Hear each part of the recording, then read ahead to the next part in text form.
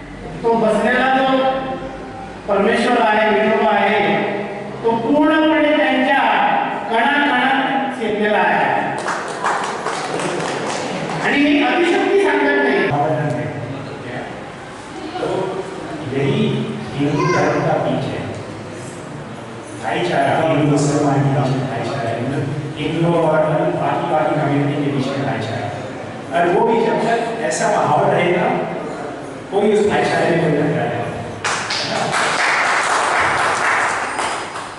और एक आखिरी चीज मैं कहना चाहूँगा आपसे, आपने यहाँ पर इतना सुंदर मंदिर है, एक तरीके से आश्रम है, बहुत ही सुंदर जगह है। मेरी बस एक व्यक्ति है कि इसे आप प्लास्टिक फ्री और वेस्ट फ्री जोन बनाएं।